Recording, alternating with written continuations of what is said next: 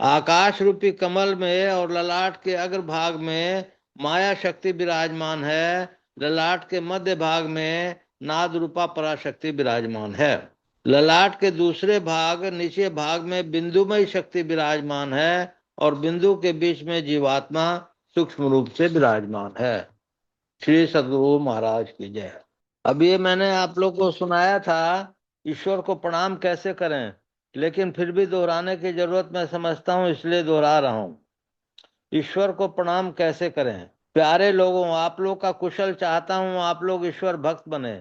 ईश्वर भक्त बनने के लिए ईश्वर में अधिक विश्वास होना चाहिए। जिससे ईश्वर में अधिक विश्वास है उसको कुछ भी हो जाए ईश्वर भक्ति करने से नहीं डिगेगा। जो ईश्वर भक्ति करने में नहीं डिगेगा वही ईश्वर का भक्त होगा।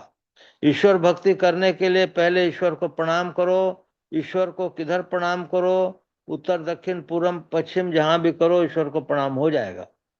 कुछ लोग ऐसे भी हैं जो ईश्वर को मान्यता नहीं देते हैं। यह बहुत गलत बात है। ईश्वर सब दिशाओं में रहते हैं, सबके अंदर सबके बाहर ईश्वर हैं। जो कोई ऐसा देखता है, देखने का मतलब अधिक विश्वास रखता है, वह ईश्वर को मानता है। ईश्वर को मानने वाला सब दिन प्रणाम करता है। लोग अपनी अपनी विधि के से ईश्वर को प्रणाम करते हैं। जो कोई भक्त संध्या कर ईश्वर को प्रणाम करता है वह तमाम ईश्वर को देखता है। संध्या कहते हैं कि ईश्वर को अपने मिलाने को। अपने को जो ईश्वर से मिलाता है वही संध्या करता है। उसके शरीर में जो चेतन है, इसको सुनिएगा, उसके शरीर में जो चेतन है उसको वह धार रूप में परिणित करता है। धार रूप में परिणित करके अपने अंदर की उत्कृष्ट धाराओं को मिलाता है। जहाँ उत्कृष्ट धार मिली वही संध्या हुई। जब भी मिलाया तभी संध्या हो गई। यही संध्या सीखने के लिए ऋषि मुनि लोग गुरु का आदर करते हैं, गुरु का विश्वास करते थे। इसमें ऐसा होता है कि शरीर की चेतन धाराओं को मिलाएं, मिलाने को जाने, इसी को सीखने के लिए गुरु धारण करना चाहिए। शरीर में जो चेतन है उसको गुरु से जानकर जो मिलाता है वही संध्या करता है, वही प्रणाम करता है। गुरु से संध्या के भेद को जानो और ईश्वर को प्रणाम करो। इस कर्म को जानने वाला संसार में बहुत कम है। नहीं है सो नहीं है, कम है। ईश्वर की स्थिति में जो संदेह करता है वह ऊंचे ज्ञान को नहीं जानता है। मैं बहुत स्वल्प वचन में सार बात कहता हूँ। गुरु की युक्ति के है कि पहले जानो कि ईश्वर है और अवश्य है, इसलिए कि एक अनादि अनंत तत्व का मानना अवश्य होता है। कोई कहे कि अनादि अनंत तत्व नहीं है तो वह नहीं सोच सकता है। जो अनादि अनंत तत्व को जानता है वह ईश्वर को सर्वव्यापी मानता है। यही अपनी चेतन धाराओं को मिलावेगा। मिलन स्थान में चेतन के मिलाप के स्थान में वह अपनी चेतन धाराओं को ईश्वर में मिला सकता है, दूसरा नहीं। यह भेद बहुत गुप्त है। इस तरह चेतन धाराओं को मिलाकर जो प्रणाम करता है वह सर्वत्र ईश्वर को देखता है, उसकी संध्या ठीक होती है। सब धर्मों सब मजहबों में ईश्वर को जो लोग मानते हैं, इसलिए कि एक अनादि अनंत तत्व को माने बिना ऐसा नहीं हो सकता। सब में पहले का कुछ नहीं है, ऐसा नहीं हो सकता। तो कैसे होगा? पहले सबसे पहले एक अनादि अनंत तत्व का मानना होता है जो प्रत्यक्ष है। उसको लोग दूर नहीं कर सकते। जो कोई इस प्रत्यक्ष तत्व को नहीं जानते हैं वे उस समय के प्रेयर में, नमाज में, संध्या में सफल नहीं हो सकते हैं। ईश्वर को मानने के लिए चेतन धाराओं को मिलाओ। आपको शरीर में चेतन धाराएं हैं। जब शरीर जीवित है, शरीर में बाएं और दाएं और दो हैं, इसको समझो, उसको जानो, तब चेतन धाराओं को मिलाओ। जो चेतन धाराओं को मिलाएगा वह ईश्वर को प्रत्यक्ष जानेगा कि सर्वव्यापी है। मैंने इतना कह दिया कि ईश्वर को मानो, इसको प्रणाम करो, तब और बात। ईश्वर में संलग्नता पीछे होती है, परंतु ईश्वर का विश्वास पहले होता है, क्योंकि वह विश्वास दिलाता है कि अनादि अनंत तत्व अवश्य है। एक अनादि अनंत तत्व का मानने में ईश्वर का मानना सरल स्वाभाविक हो जाता है। आज आप लोगों के बीच मैंने यही बताया कि ईश्वर को मानो, ईश्वर को प्रणाम करो। प्रणाम करने की विधि गुरु से जानो। कोशिश करने पर चेतन धाराओं के मिलन का ज्ञान होता है, वही संधि है। आज इतना ही कहा, फिर पीछे कभी आकर कहूंगा। भेद बहुत विस्तार है। और जब समझ में आ जाए तब विस्तार होने पर भी ईश्वर का भेद गुप्त नहीं रहता। गुरु में एक तो गरुता होती है और दूसरी बात जो नहीं है उसमें गरुता नहीं रहती, तब वह गुरु नहीं रहता। मैं आप लोगों से यह कहता हूँ कि एक अनादि अनंत तत्व का ज्ञान होना ही चाहिए। वही अनादि अनंत तत्व ईश्वर है। वह कोई ऐसा स्थूल नहीं है जैसे पंच तत्वों में से एक हो। वह बहुत सॉफ्ट भी है और बहुत हार्ड भी है। सॉफ्ट होने पर भी गुप्त है। गुरु भेद से प्रकट होता है। गुरु का भेद जानो, उसको काम में लाओ, और जो प्रकट होता है उसको पकड़ो, जो तुम्हारे शरीर में एक होकर रहे। इतना ये गुप्त भेद, गुप्त रहस्य है। श्री सतगुरु महाराज की जय। अब मैं संतवाणी सटीक से जो 600 सहस्त्र की सौ जाप वो वाला पढ़ करके आप लोग को सुनाता हूँ डिटेल में। ध्यान दे के सुनिएगा। श्री सतगुरु महाराज की जय। उसका मूल पंक्ति क्या है? 600 सहस्त्र की सौ जाप अनहद उपजे आपे आप। इसका पूरा पढ़ के सुनाता हूँ आप लोग को। समय है 2। देखिए, जब चेतन अथवा सूरत भवों के बीच में तारक लोक अर्थात तारा मंडल में पहुंचकर स्थित होती है तो प्राण की गति बंद हो जाती है। ध्यान में रख कि प्राणिपात से, प्रश्न और सेवा से तत्ववेता ज्ञानी पुरुष तुझे उस ज्ञान को समझा देंगे। शरीर के संग चेतन आत्मा स्थूल संसार में आता है, परंतु स्थूल शरीर छोड़कर अकेले चला जाता है। इसलिए गोरख शरीर में रमना अर्थात भोग विलास के लिए शरीर में ठहरना छोड़कर राम में रमता है। चैतन्य आत्मा शरीर के संग होकर स्थूल जगत में आया। शरीर का संग छोड़कर जाते हुए चैतन्य आत्मा को किसी ने नहीं पाया। वह योगी जीते जी मृतकवत संसार में रहता है। प्राण पुरुष मतलब चेतन आत्मा ने कहाँ यात्रा की, इसको कोई नहीं जानता। जन्म लेना है, मरना है तथा पुनः शरीर को संबंध जोड़ना है। इसलिए गोरखनाथ जी योगी हो गए। शरीर सुख विषय सुख है, इसमें अनित्यानंद नाशवंत आनंद है। इसलिए इसमें रमना छोड़कर सर्वव्यापी राम में रमो, इसमें नित्यानंद की प्राप्ति होगी। योगी पुरुष शरीर को संग छोड़कर चला जाता है। मनुष्य का मस्तक आकाश मंडल है। वह खोपड़ी से ढका, ऊपर से बंद है। मस्तक के भीतर प्रवेश करने के नीचे से द्वार हैं। इसमें चेतन रूप अमृत का वास है। जिसको किसी अच्छे गुरु की शरण ली है वही जी भर का अमृत पी सकता है, क्योंकि उसे पीने का उपाय गुरु ही बता सकते हैं।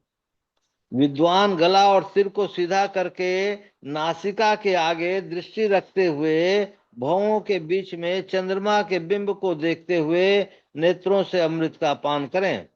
गोरखनाथ जी कहते हैं, हे अवधूत, 5 ज्ञानेंद्रियों को मांगों को रोककर बहिर्प्रसार निवारण कर अपनी आत्मा को आप विचार करो और निश्चिंत होकर बैठो। ऐसा जप मन लगाकर जपो कि सोहम सोहम की ध्वनि के उपयोग के बिना अजपा जप हो जाए। आसन दृढ़ कर ध्यान करो और दिन रात ब्रह्म ज्ञान का स्मरण करो। ईड़ा और पिंगला के प्रभावशाली सुषुम्ना नाड़ी में समाई हुई नासाग्र तक जिसका विस्तार है, इसको ध्यान से सुनिएगा। ईड़ा और पिंगला के मध्य वाली सुषुम्ना नाड़ी में समाई हुई नासाग्र तक जिसका विस्तार है। प्राणवायु का निवास नासरांध्र से 12-12 अंगुल तक माना जाता है। इसी से वायु को द्वादश अंगुल भी कहते हैं। ऐसी वायु द्वारा जब 21,600 जप अजपा जप 8 पहर दिन रात में निर्विघ्न अटूट रूप से हो तो अनहद ध्वनि स्वयं उत्पन्न होती है। तब सुषुम्ना बंकनाल में सूर्य उगता है और अभ्यासी के रोम रोम में अनहद ध्वनि की तुरही बजती है।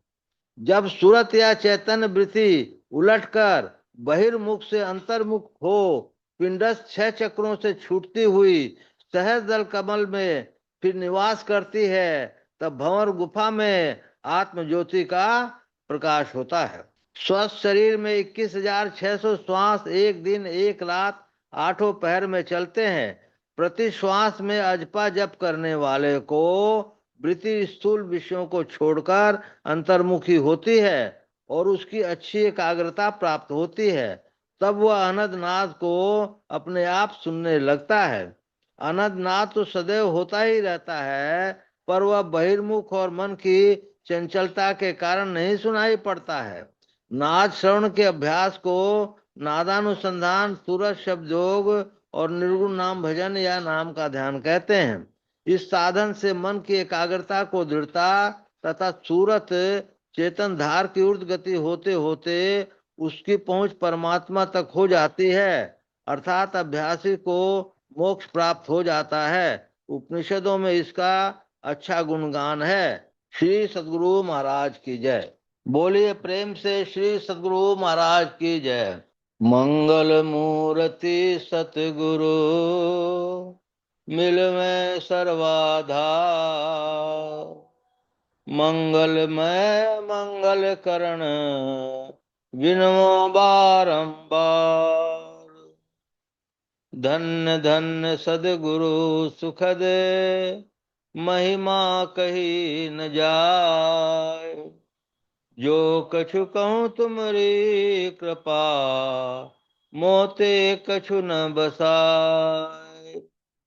पुनश्च सब धरती कागज करूं, लेखन सब बन राय, सात समुद्र की मसी करूं, गुरु गुण लिखा न जाए। बोलिए प्रेम से श्री सद्गुरु महाराज की जय। अव्यक्त रूप से विराजमान संत सद्गुरु महर्षि में परमहंस जी महाराज के श्री चरणों में कोटि कोटि नमन, कोटि कोटि नमन, कोटि कोटि नमन। अव्यक्त रूप से विराजमान संत सद्गुरु महर्षि संत सेवी परमहंस जी महाराज के श्री चरणों में कोटि कोटि नमन, कोटि कोटि नमन, कोटि कोटि नमन। उपस्थित अत्यंत भाग्यशाली सदात्माओं, आप सबको शत शत नमन, सहस्त्र सहस्त्र नमन, लाख लाख नमन। अभी आप लोगों ने स्तुति प्रार्थना के बाद सत्संग योग का पाठ सुना। सत्संग योग के पाठ के बाद आपने मने गुरु महाराज की वाणी सुनी कि प्रणाम प्रभु को कैसे किया जाए, और इसके बाद सहस्त्र किसो 600 जाप अनद उपजे आपे आप, संतवाणी सटीक से इसका पाठ सुना। बहुत ही भाग्यवान हम लोग हैं, और बहुत ही भाग्यवान कि आप लोग सत्संग में आते हैं, जुटते हैं, सुनते हैं, सुनाते हैं। बहुत अच्छा है। हम लोगों के ललाट के अग्रभाग में माया शक्ति विराजमान है, और मध्य भाग में नाद रूपा पराशक्ति विराजमान है। ललाट के निचले भाग में जीव माने बिंदुमय शक्ति विराजमान है, और बिंदु के बीच में जीवात्मा सूक्ष्म रूप से विराजमान है। हम लोगों को इस विषय में यहाँ पर ये देखना है, ये करना है कि हम लोगों को बिंदु को प्राप्त करना है, ताकि हम लोग जो हैं जीवात्मा तक पहुंच सकें। हम लोगों को बिंदु प्राप्त करने के लिए हम लोग को ध्यान, भजन, सत्संग आदि सब कुछ करना है। बिंदु को प्राप्त करने के लिए हम लोग को ध्यान योग के जो अंग हैं उसको फिर दोहराना पड़ेगा। वो अंग हैं, यम है, नियम है, आसन है, प्राणायाम है, प्रत्याहार है, धारणा है, ध्यान है और समाधि है। इसको आप सब लोग जानते ही हैं। अब इसके बाद हम लोगों के बारी आती है, जो आज संतवाणी सटीक से पाठ हुआ और जिसकी व्याख्या संत सद्गुरु महाराज ने की है। सहस्त्र किसो 600 जाप अनद उपजे आपे आप। ये इतनी बड़ी चीज है कि अभी तक मेरे को समझ में नहीं आया, और बहुत से लोगों को भी समझ में नहीं आया। एक दिन में 24 घंटे में अगर आप अनहद नाद को सुन लेते हैं, तो कई कई जन्म तक अनहद नाद को लोग नहीं सुन पाते हैं। इसका सुनना कैसे होगा? इसका सुनना होगा कि जैसे 12 अंगुल तक श्वास का माने प्रसार को माना जाता है, उस श्वास के प्रसार से उसका अभ्यास किया जाए कि हमारा श्वास 12 अंगुल तक जाता है कि नहीं जाता है, तब जो है उस श्वास से उतना जैसे स्वस्थ शरीर हो कि 1 मिनट में 15 ही सांस निकले हैं। 15 ही सांस यदि निकलते हैं तो इसका मतलब है कि आपका प्रसार उतने दूर तक हो गया। उसको हमारे तो बुद्धि में जो आता है कि घड़ी से मिला कर कर करके देखना चाहिए कि 15 सेकंड में 1 सांस, या 1 मिनट में 4 सांस, या 10 मिनट में 40 सांस होते हैं, तो इसका मतलब है कि सांस का प्रवास उतने दूर तक होता है। उतने दूर तक सांस का प्रसार होने से हम लोग जो हैं अपने को पाएंगे कि हम लोग जो हैं स्वस्थ हैं और उसकी साधना कर रहे हैं। जैसा गोरखनाथ जी ने लिखा है और जैसा गुरु महाराज ने समझाया है कि इस तरह की यदि सांस की हमारी ये हो तो हम लोग जो हैं मने 600 जाप अनहद उपजे आपे आप, ऐसा कुछ कहा गया है। तो अनहद यदि उपजने लगता है तो बहुत बड़ी बात हो जाती है। जो वर्षों वर्षों तक संघर्ष करते हैं, इसको एक दिन का संघर्ष में यदि ऐसा हो जाता है तो अद्भुत करिश्मा और कमाल होगा। मैंने 1986 में दीक्षा ली थी तो 24 और 26 50 बरस हो गए, लेकिन मैंने ये चीज तो बहुत मैंने लोभी, मैंने इसमें मन से लोभ उत्पन्न होता है। इसलिए हम लोगों को एक दफे फिर जो है गुरु महाराज के जो उत्तमोत्तम शिष्य हैं उनसे इसी विषय पर वार्ता रख कर करके इसको एक एक एक एक सेंटेंस को समझने की चेष्टा करनी चाहिए। दूसरा बात आते हैं ईश्वर को प्रणाम कैसे करें। ईश्वर को प्रणाम करने के लिए चेतन वृत्तियों को जोड़ करके एक धारा बना कर करके तब प्रणाम किया जाता है, ऐसा किताबों में लिखा है। तो चेतन वृत्ति हम लोग के शरीर में, जैसे आप जानिए कि हम लोग जागृत, स्वप्न, सुषुप्ति, तुरीय तुरातीत, ये 5 अवस्था होती हैं, जिसमें हम साधारण जन 3 अवस्था को ही जानते हैं, जागृत, स्वप्न, सुषुप्ति। एक तंद्रा अवस्था भी होती है, वो आप लोगों ने महसूस की होगी। तो जागृत अवस्था में हमारी 14 इंद्रियां काम करती हैं, 5 ज्ञानेंद्रियां, 5 कर्मेंद्रियां और 4 अंतःकरण की इंद्रियां। स्वप्नावस्था में मन बुद्धि चित्त अहंकार केवल 4 इंद्रियां काम करती हैं, 5 ज्ञानेंद्रियां और 5 कर्मेंद्रियां काम नहीं करती हैं। इसके बाद हम लोग गहरी नींद में जाते हैं तो एक केवल चित्त अवस्था ही काम करती है।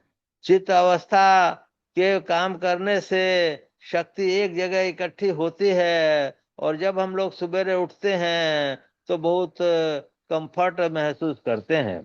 तो इस एक अवस्था को हम लोग जो है ध्यान रखें। परंतु यही एक अवस्था जब मूर्धा में चली जाती है तो संत महात्मा लोग कहते हैं कि आप तुरीय अवस्था में चले गए।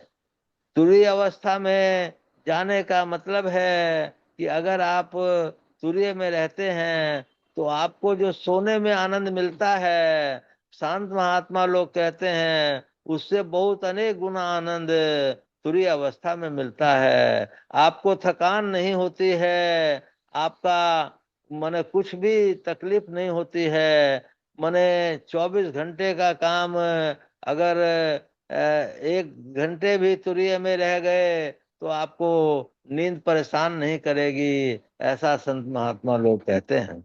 इसलिए हम लोगों को 3 चीजें इंपॉर्टेंट आज हुई। एक तो जीव का वासा कहाँ है, एक हम लोग को करना क्या है, और एक जो है सर्वेश्वर को प्रणाम कैसे करना है।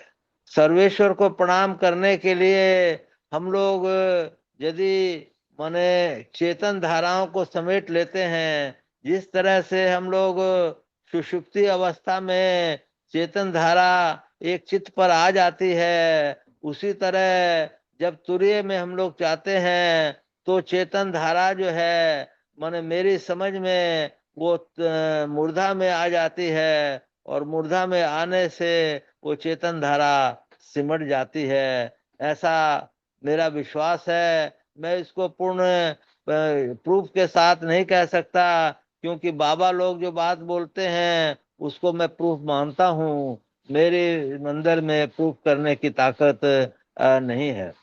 इसलिए हम लोगों को चेतन धाराओं को अपने लोगों को मिलाने का यत्न करना चाहिए। ये तो हम लोग जानते ही हैं कि ध्यान में यदि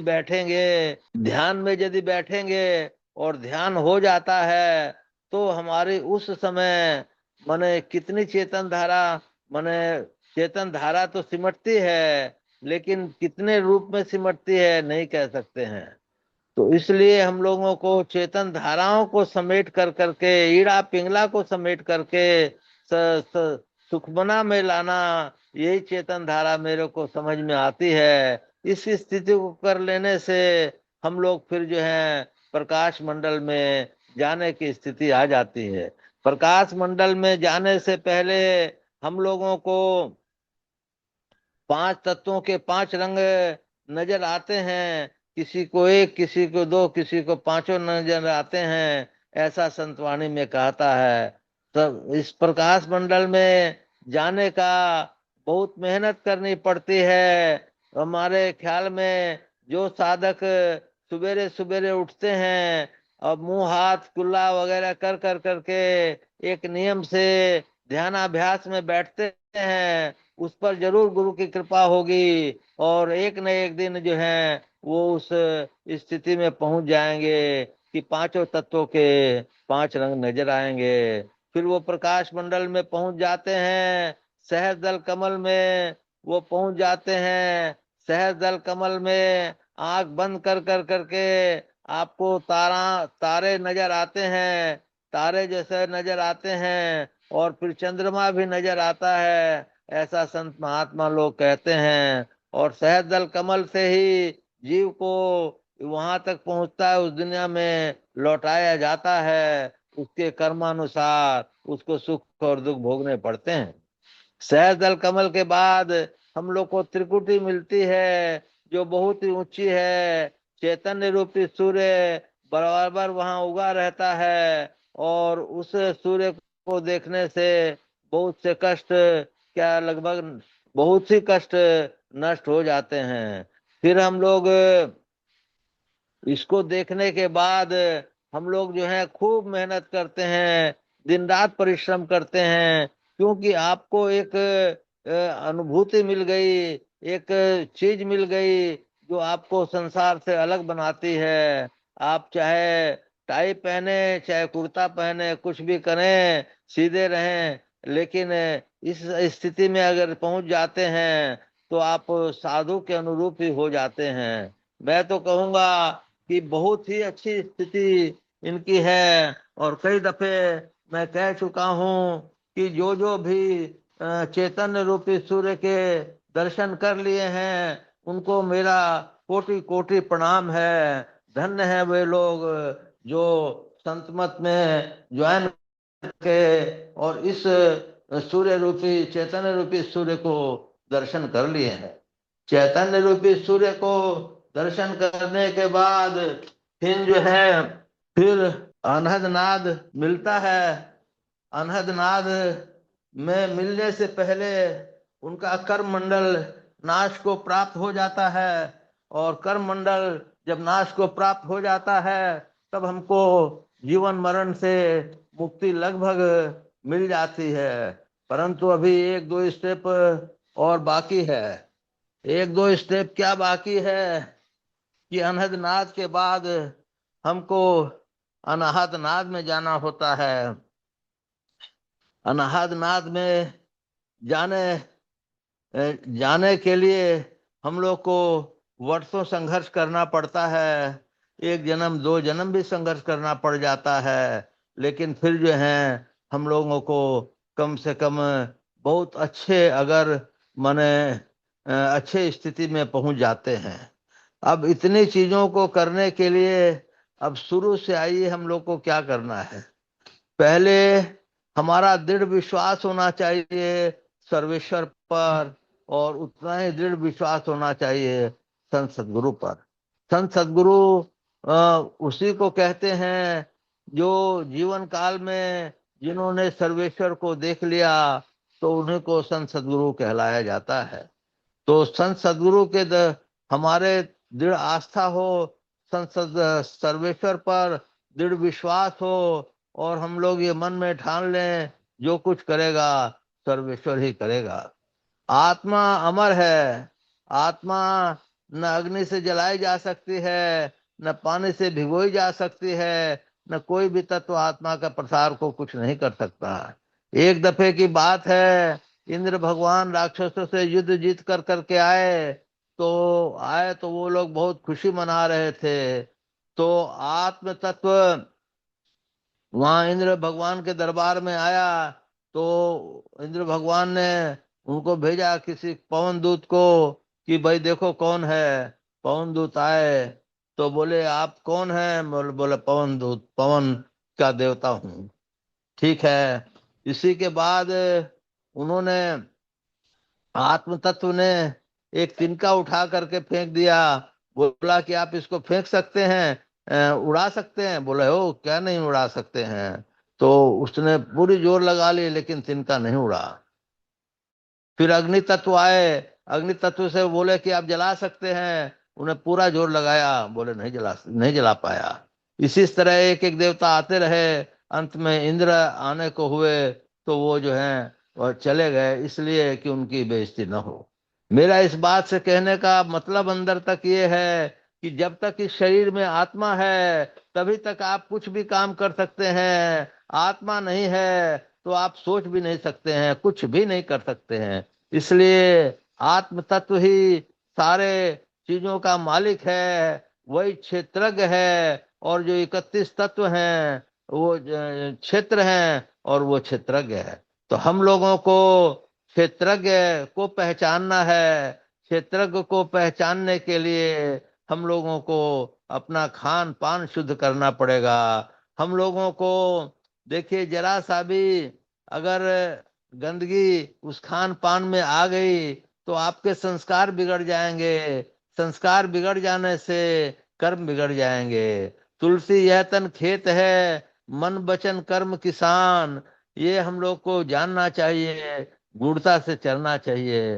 पहले अपने शरीर को साफ रखें, अपने कपड़ों को साफ रखें, फिर अपने वाणी पर बहुत बहुत बड़ा संयम दें, फिर खान पीन पर बहुत अधिक कंट्रोल करें। जो खाना है एक दफे, 3 दफे या 4 दफे, लेकिन शुद्ध शाकाहारी साफ भोजन हम लोग को करने की आदत होनी चाहिए। हम लोग को ऐसे वैसे के हाथ से रोटी नहीं खानी चाहिए। ये भी एक मतलब अध्याय ही मान लीजिए, क्योंकि जीवन जो है जो कटेगा खान पान से कटेगा।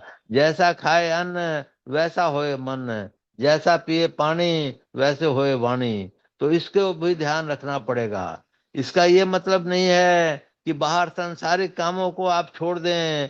संसार के भी छोड़ने पड़ेंगे, क्योंकि जीने खाने का माध्यम तो वही है। संसार के काम को करते हुए और भजन ध्यान करते हुए जो अपने दोनों को बैलेंस में रखता है वही आगे बढ़ता है। वही का इस जगत में और उस जगत में दोनों में नाम होता है। जैसे विचार कीजिए, जो त्रिकुटी पे पहुंच गया, जो सारी विद्याएं जान गया, तो वो तो इस जन्म का भी ज्ञाता हो गया, और शरीर छोड़ने के बाद भी वो ज्ञाता है। मान लीजिए कि वो अनंतनाग नहीं पहुंचा, वहीं तक पहुंचा, तो वो उसका भी वही भी बहुत बड़ा भाग्य है, क्योंकि पूरा सौरमंडल उनको जो है अच्छी दृष्टि से देखेगा।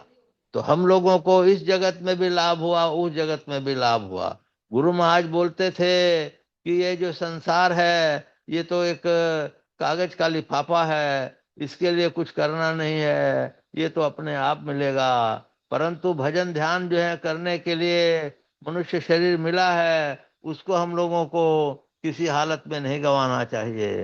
लगभग कितने करोड़ आदमी पूरे में हैं, उसमें से 1,40,00,000 भारतवर्ष में हैं, और उसमें भी जो बहुत कमती हैं, जो माने परम प्रभु सर्वेश्वर पर अटूट विश्वास, पूर्ण भरोसा, अपने अंदर में उसकी प्राप्ति का दृढ़ निश्चय रखना, सदगुरु की निष्कपट सेवा, सत्संग और दृढ़ ध्यानाभ्यास ये करते हैं, ये कमती आदमी हैं।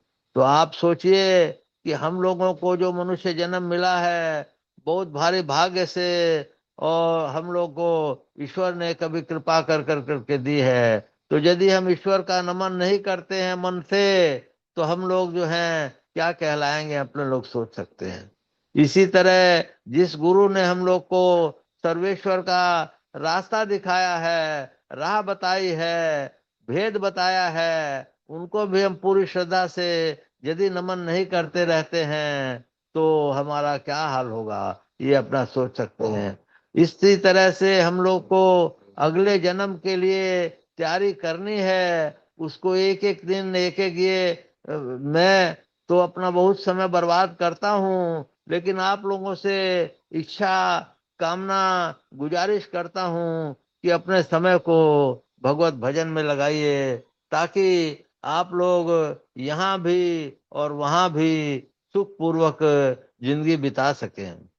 मेरी एक प्रार्थना और है, जो कई समय से मैं रिपीट कर चुका हूँ। हमारे तीनों फैमिलियों के और जिस जिसके जो भी मित्र हैं उनको सत्संग में जोड़िए। आधे घंटे में उनका कुछ नुकसान नहीं होगा। 8 से 8:30 बजे तक भी जुड़े तो बहुत फायदे में रहेंगे।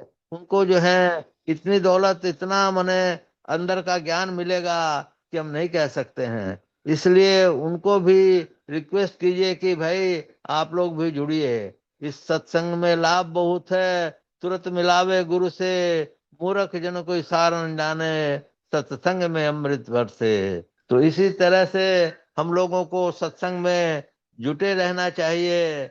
और आप लोग जो हैं अपने अपने विचार रखें।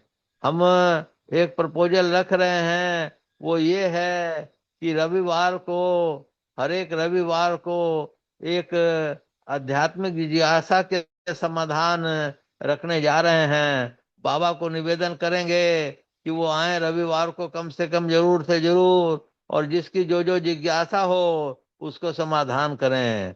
आज शायद शनिवार है, तो आप लोग अपना कागज पे लिख करके रख लें, और जो है बाबा उसका समाधान करेंगे, यदि बाबा आ जाएंगे तो। बोलिए प्रेम से श्री सद्गुरु महाराज की जय।